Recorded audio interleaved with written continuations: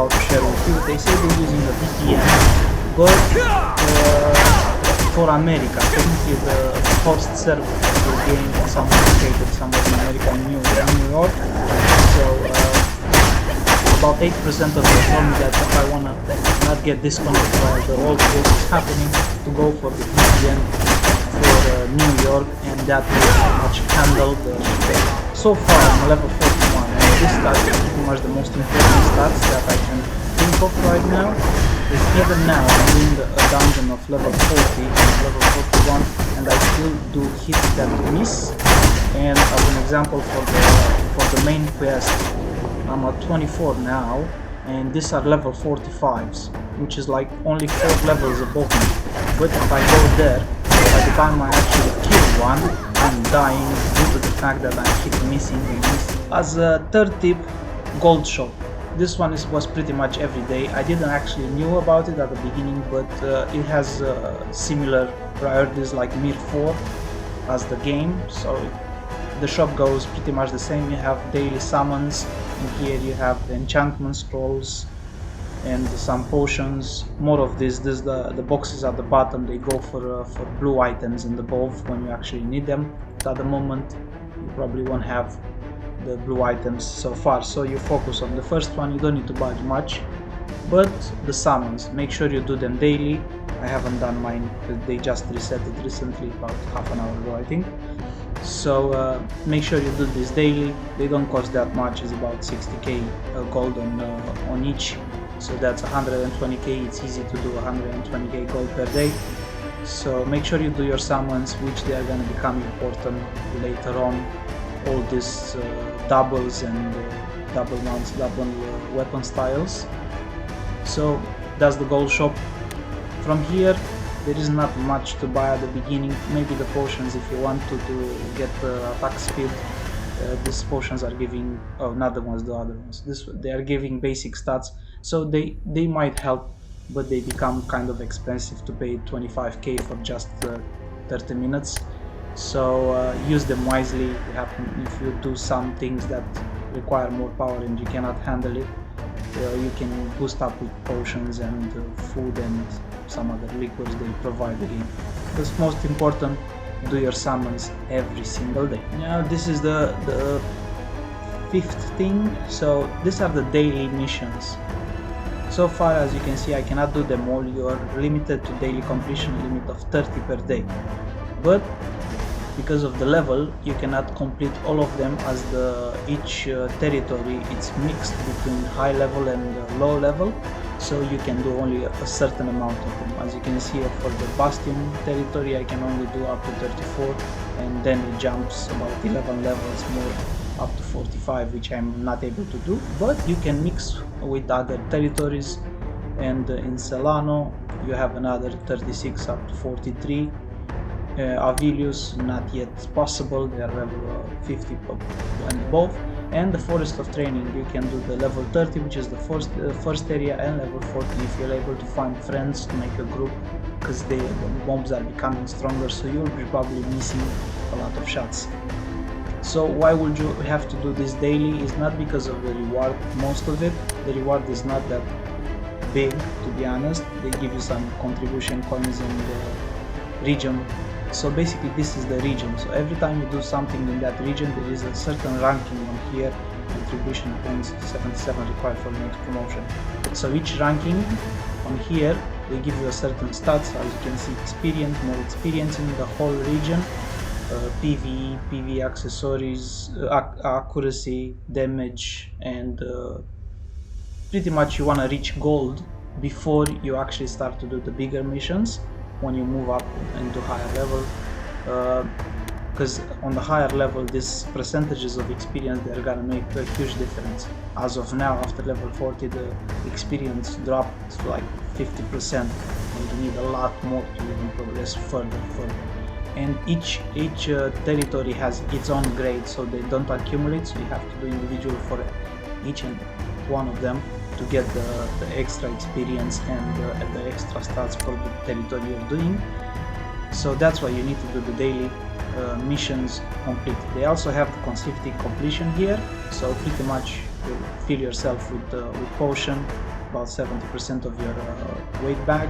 So you start with the smallest one and you just go auto move over there, and after he done that one he will go to the next one and so on, and you can do whatever work you have in the house or somewhere else. So make sure you do them every day. I don't know, they can take an hour or two, but of course if you want to go out shopping or do something else, you're able to do them without any issues, like they is right here basically. So if a quest sends you here, that and some players are in the big room over here, that doesn't imply you cannot go in the big room, because the quest is gonna count. Most of the areas, there is a whole big area with the same mobs. So even when you press on the quest and send it to a certain location, you can.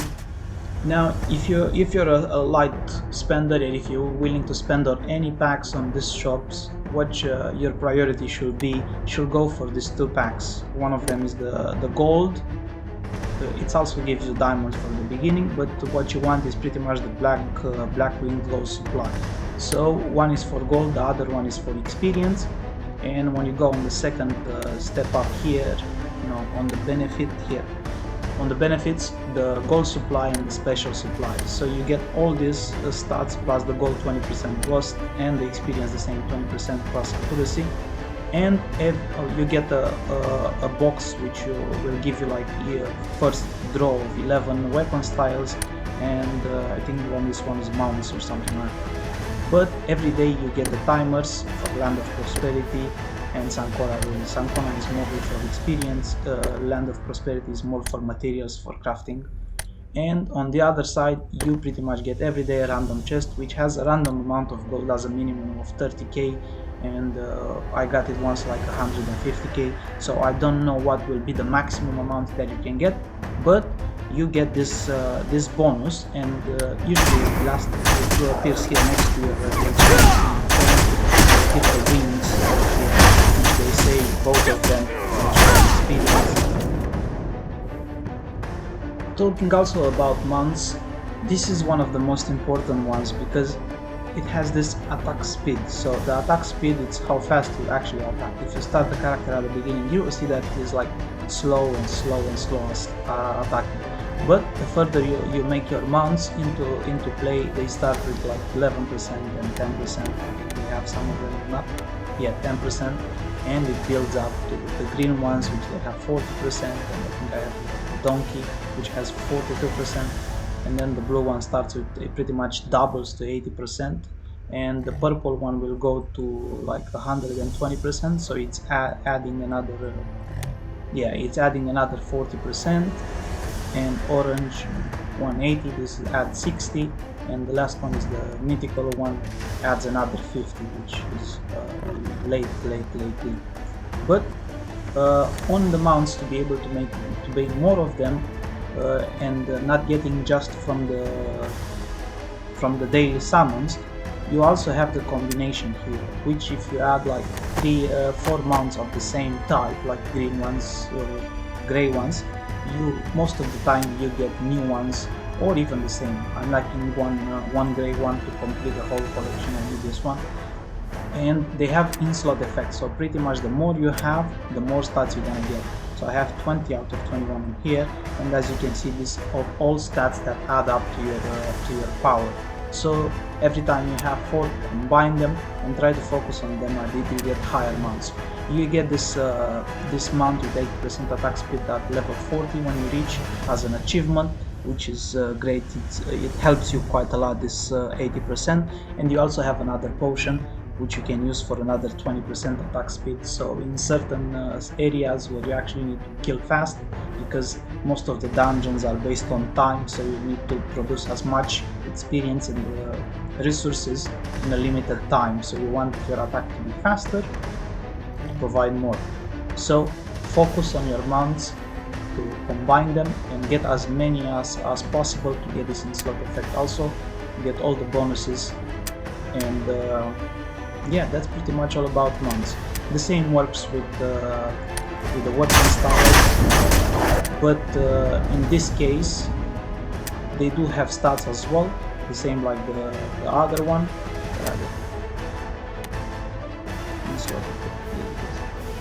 so they do have stats as well, probably a lot more than the other ones, but the difference between weapon style and the mounts give you the attack speed which you actually want. Here you're pretty much getting the stats on everything you make, so even though you choose a certain class, you can have the stats achievable from other classes as well. As you can see, I have daggers, and they are not equipped, but they give the in-slot effect for how many you have. As you can see, they are all together here, and they add up to each other, so they'll give you a different bunch of stats combined together instead of giving you like fruits. Where is the first one? I don't know if I can still select it. Yeah, so as you can see, this reward at certain levels you get equipment or materials to craft. Here is giving you a mount, and you get materials for you to be able to craft, which you're not gonna get many until this point. So until 24, where I am right now, you're not gonna get that many, but it will be probably close to enough for you to be, let's put it this way, you watch on this, so you'll get a bunch of papyrus. I don't know if you get exactly 30, but you will get over 15 that is required here, so you're getting close. You will be able to get this in other dungeons. But when it comes to the materials like a rough leather, you will get certain packs from the main quest, which you'll be able to open and give you 40 in each one of them. So try to focus on making your weapon first, and the Morion that it's come to it, it's a material that will go pretty much over time. At this moment, it is an event. Get into that. And it's called the Land of Prosperity. So this is the first one. You only have an hour per day, every single day. It resets at 4 UTC server time. So you get Morion as a reward and gold, and you get this prosperity token for the collectibles, which they give you extra stuff, which is not bad. The gold rate is not too bad. Token very rarely. But Morion, some days in an hour you can get 1, some days you can get 0, but some days you can get 7. So according to that, it's a random area of drop, and pretty much this is the one you wanna make sure you make it every hour a day. As of now, when I'm making this video, it's an event of it. So as you can see, the line of giving gold is a bit extra. So there is a bunch of gold to be had in this dungeon at the moment. But the Morion, I think overall, based on the time that you gather all materials, I think they are a fair trade. They will be dropping you bound and unbound. So if you don't have the materials and you want to keep the bound ones and sell the other ones, you have the exchange where you can sell pretty much everything. So let's see what the price are. The Morions, they are actually quite, if I manage to find them somewhere. Consumable, not consumable. Potions, not potions. Yeah, at the beginning they'll probably see like they have too many stuff, but they are too many stuff. But you get to learn them pretty easy. They aren't that many, and there they are, the Morions. So the lowest price currently is 16 diamonds each one of them, and they are like 671 for sale. And so far, people, I heard them on the chat talking about it, they are buying them, because as you can see, you need maybe 10 for that. But there was here an item on Antique, so later on in this game, for you to craft this one as an example, which you use it as a collectible, it costs you 870 Morion, so, and 9.5 million. So there will always be players on any game that will move faster than anyone else, and they will try to dominate. And for that fact, they will need to reach the top of everything pretty much, which that makes it a sellable item, even though beginning of the game, mid game, late game, at any time of the game in point. So regardless, if you don't have enough materials to craft items, you will be having enough materials of those to sell them for diamonds, and then you can spend them in other things like summoning mounts or whatever you choose to make it happen. The other ones, they haven't cost that much to craft them, just and this are starting to craft in Morions 2, 5, and 10, and so on. So that's pretty much of the Land of Prosperity Morion, which you have to make sure you make it every day regardless of the event or not. And the last thing on my list is the party dungeon. So you have a decent bunch of rewards on here, but as of now, as we are, we will go with stage 1, which you have only 3 attempts per week. And this boss is kind of funny because the idea of the game, it doesn't let you see how much power and level the other players having it. So every time you start one of these, you assume that they have the minimum level for entry, which most of the time it become difficult. But they also have another thing that you can surrender, so you want to lose your attempt, so you can surrender if the players are too low and they are dying too fast. So you're limited to 10 minutes to kill the boss, and you get as a reward 250 gold. This material for Stimulate of the Night, I haven't used it yet because I don't know what it is, but probably I will find out later on in the game. So these 2 chests, arcane stones and a bracelet chest. If you didn't have a bracelet as an item, you will be able to get one from here. It's a random one, so it either gives you one of them 3. So it depends how lucky you are. So far I got the grey one and the green one. I haven't got the blue one, which of course is the more expensive one here. 3 attempts, you have 10 minutes. People are saying that there is a team of 5, so you'll be able to have about maybe 50k as a growth rate. The growth rate will be on here. So this is the power. So the growth rate, about 50k half player has been the dungeon and the top. But just for guarantee, in the 10 minutes. So yeah, that's about it.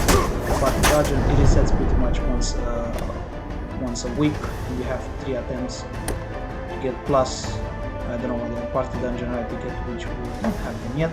Probably they are somewhere in the mall, but yeah, don't go too hard on expenses. So that's about it, guys. Thank you very much. If you wish to watch more of this game on my videos, please don't forget to subscribe, leave a comment below, and if you guys show interest in it, I will try to show interest in it as well and invest some time for it. Thank you very much. It's been a pleasure, and I'll see you next time.